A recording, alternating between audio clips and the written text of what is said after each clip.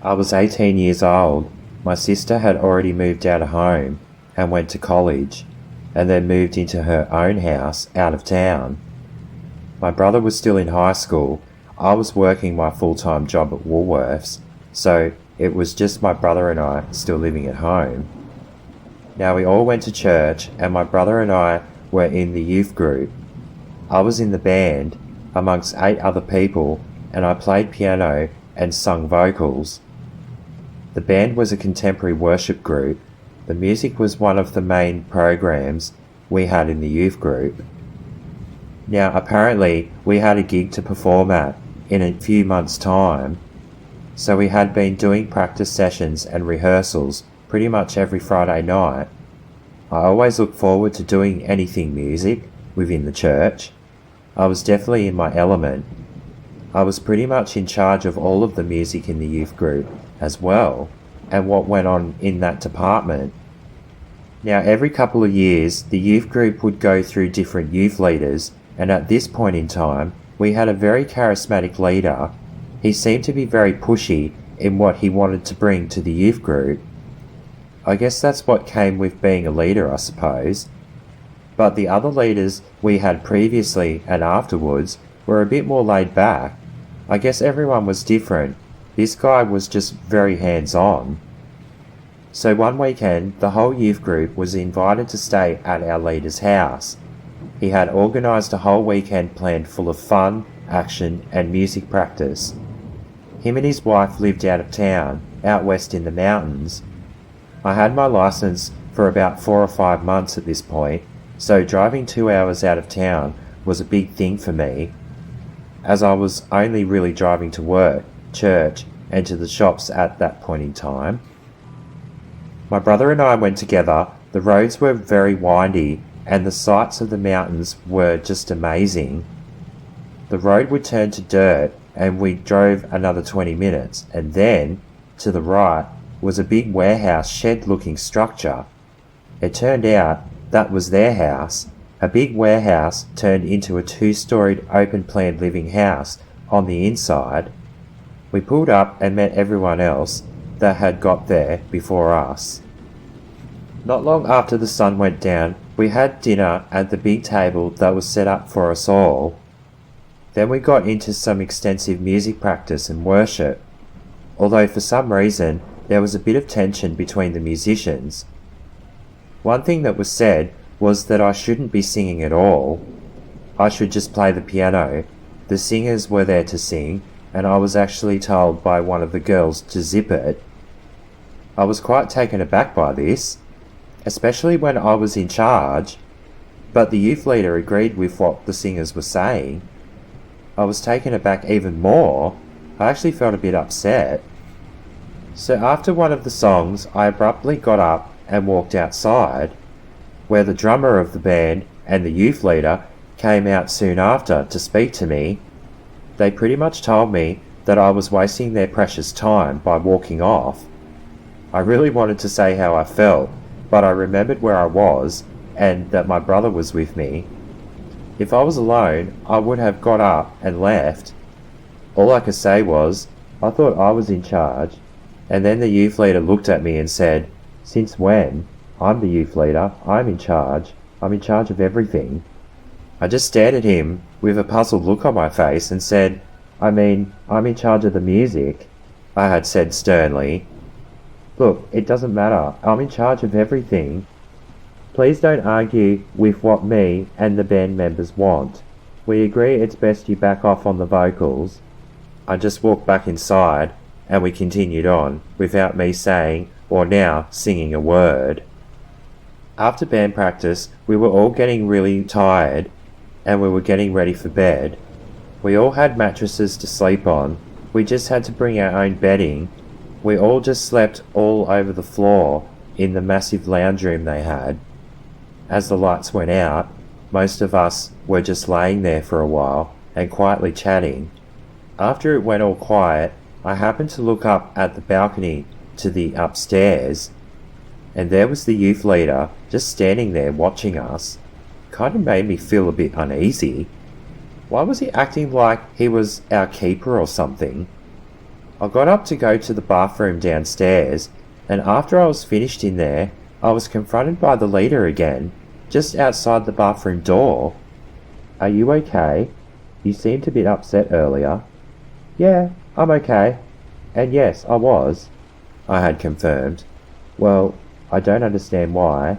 We were only coming up with what's best for the band. We want it to sound good." This struck a nerve, and I said, "And you're saying that if I was singing it wouldn't sound good? Have you even considered my feelings?" The leader then said it wasn't like that. "Look, I'm sorry you feel this way, but hopefully in the morning we can have a meeting between us and the rest of the band members, and we can come to some sort of arrangement." I just walked away and said goodnight, and I went back and laid down. I really started to not care at this point. I was laying there for over an hour trying to go to sleep, but I just couldn't. I was not impressed with the way the youth leader was treating me. At least he said sorry, but I don't know how much he actually meant it. He was the youth leader, yes, but he wanted to handle the band too. That was my job. The thoughts of the conversation kept replaying over and over in my head. I decided to look up to the balcony again, and no one was there. I felt more at ease, and I went to sleep.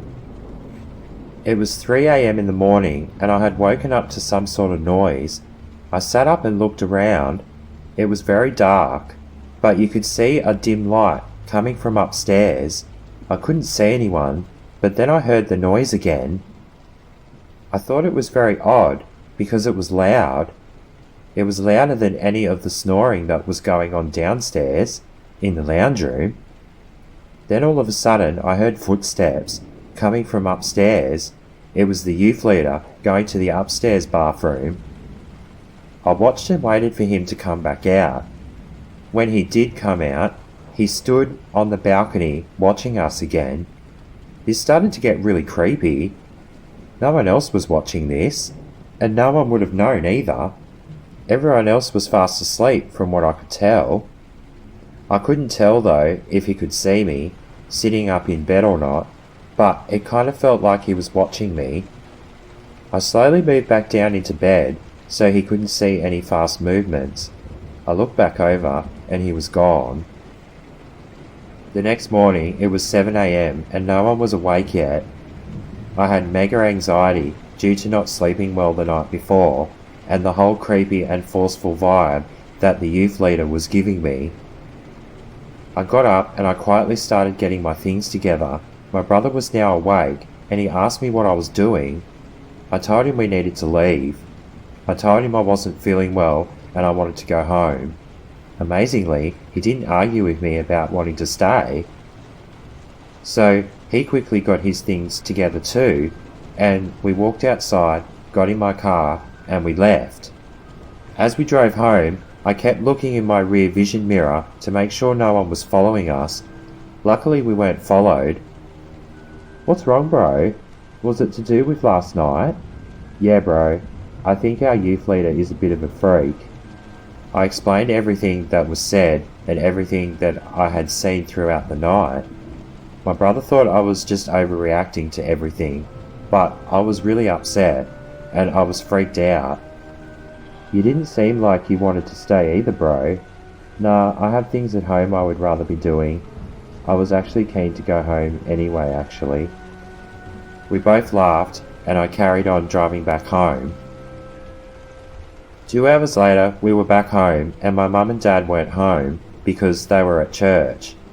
Before we ended up going inside the house, someone had pulled up in our driveway. It was one of the other adults from the youth group. He came to speak to me. Apparently, he was on his way up there for the day, and he was informed on the phone that me and my brother up and left without any explanation. I told him that I wasn't feeling well, and an argument had occurred, so I wanted to come home. He totally understood, and hoped that I was going to be alright. He wished me a good day and then left. My mum and dad had returned home from church a little later on, and they were surprised my brother and I were home early. I explained the situation to them, and they didn't really have much to say. except that they were glad we were home safe. We then got on with the rest of the day and the weekend as normal. For the next 2 weekends in a row, I decided not to go to youth group or go to church. I wanted to see if anyone would have reached out to me after what had happened. Apparently, according to my brother, everyone was devastated, but no one had reached out to me, so I stuck to my guns. To be honest, I kind of felt bad, but I didn't want to be walked all over either. That next Friday night, there was no youth group on. Apparently there was a church function on instead. It was just youth group and church the next day.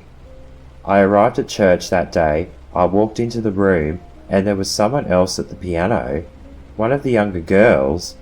It seemed like they had replaced me. Everyone had seen me and didn't expect me to be there. I sat at the back of the room. The drummer came up and said hello and informed me that the piano player was just there filling in while I was away. He asked me if I wanted to come and play that day, but I just decided I wouldn't that day. The girl there by the piano was ready to do her thing. It was actually interesting watching someone else try to do what you do, in their own way.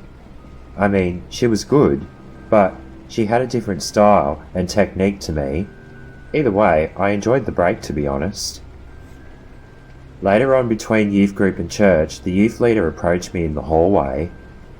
"Look, I understand why you and your brother left that day, and it's cool. You're a different kind of guy. I can't put my finger on it as to why, but it stands out." I was almost about to say something to that, but he cut me off and says, "Oh, we managed to get stuff done, but we can't do it without you." I looked at him and replied, "Is that a good or a bad thing? And from what I see, you seem to be doing fine. I will get back into it when I'm ready." The youth leader now didn't know which direction to go in this conversation.